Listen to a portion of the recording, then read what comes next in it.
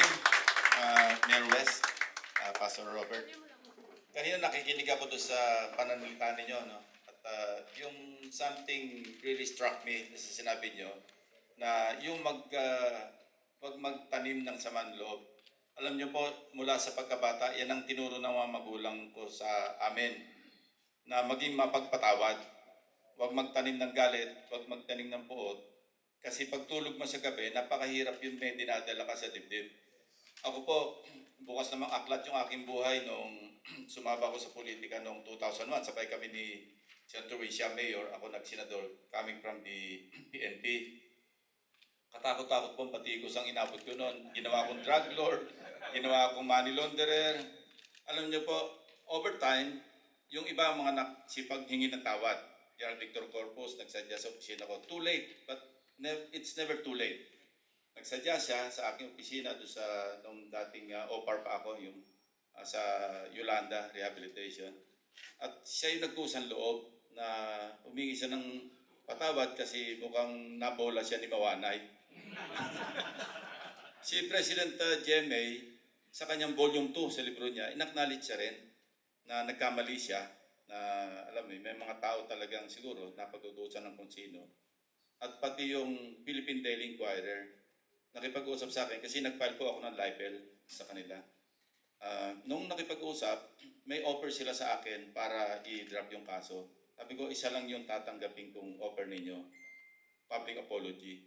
Gusto ko pong mabalik yung aking dignidad, yung aking reputasyon, yung aking honor. Wala na ako ibang hihilingin pa. Isa sa mga offers nila noon, tatandaan ko, above the fold, maski ano raw news article, i-headline nila or ilalagay sa above the fold.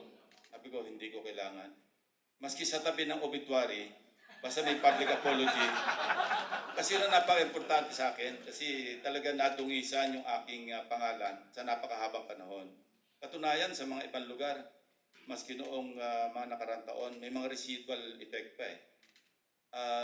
Ikwento ko lang sa inyo na yung aking karanasan, nung ako'y happy ng Philippine National Police, mataas po yung aking trust approval rating, kasi hindi naman sa pagmamayabang, napatino ko naman po yung police.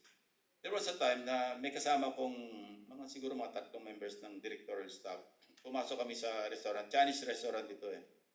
Almost spontaneously, may mga tumayo, nagpalakpakan. Kinilabutan nga po ako eh. Kasi hindi naman naka-announce yung pagpunta ko doon.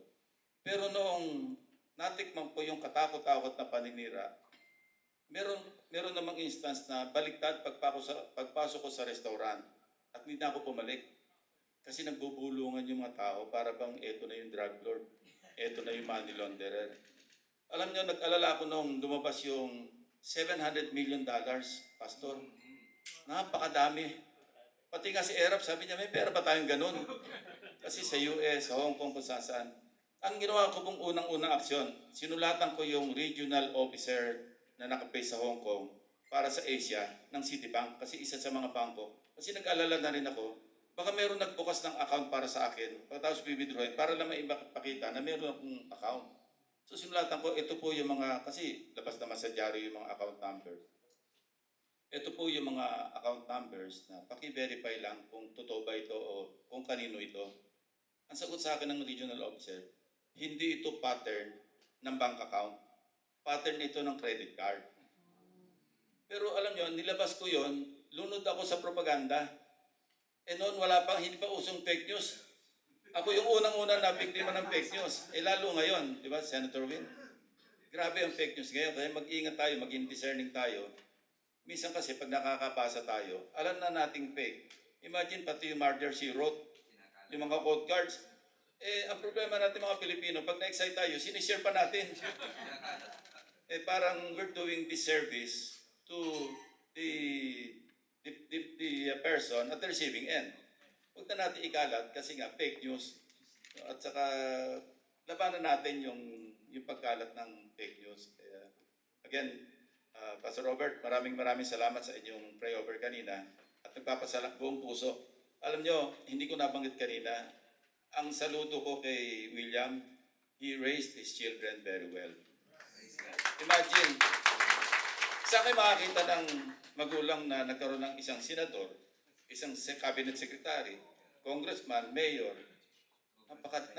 kung meron mang iba, napakadalang siguro, baka hindi lalabas sa West.